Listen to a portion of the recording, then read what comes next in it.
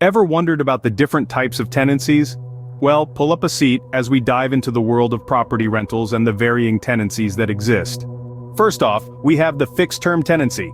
Picture signing a lease for an apartment for a whole year, from January 1st to December 31st. That's a fixed-term tenancy. It's an agreement for a specific period, with a clear start and end date. Then there's the periodic tenancy. This is a lease agreement without a fixed end date, often on a month-to-month basis. Imagine renting a chalet for an indefinite period, renewing your lease every month. That's a periodic tenancy. Next, we have a tenancy at will. It's an informal arrangement where you occupy a property with the landlord's consent, and either party can terminate the agreement at any time. Picture staying with a friend temporarily until you find a permanent residence, with no formal lease agreement. That's a tenancy at will.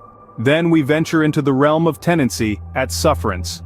This happens when a tenant continues to occupy a property without the landlord's consent after the lease has expired. Imagine staying in an apartment after your lease has ended without the landlord's permission. That's a tenancy at sufferance. Now consider the joint tenancy.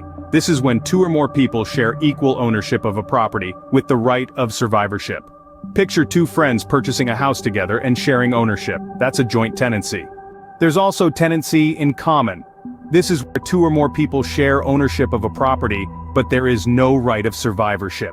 Imagine siblings inheriting a property from their parents, each owning a specific percentage.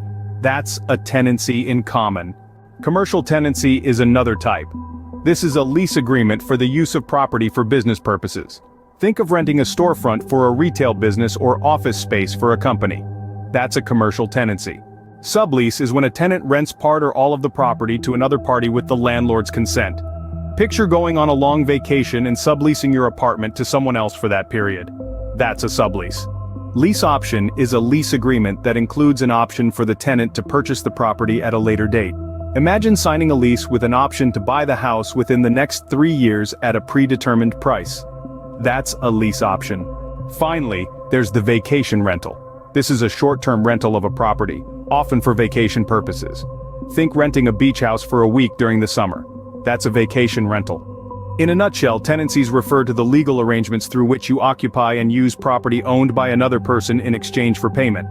Each type has its own set of rules and implications, from fixed-term and periodic tenancies to joint tenancies and vacation rentals. Remember, it's essential to understand the type of tenancy before signing any lease or rental agreement. It can save you a lot of time, money, and potential headaches down the road. And that's a wrap on our journey through the different types of tenancies. So next time you're looking to rent or lease, you'll be well versed in the lingo and types of agreements that may come your way.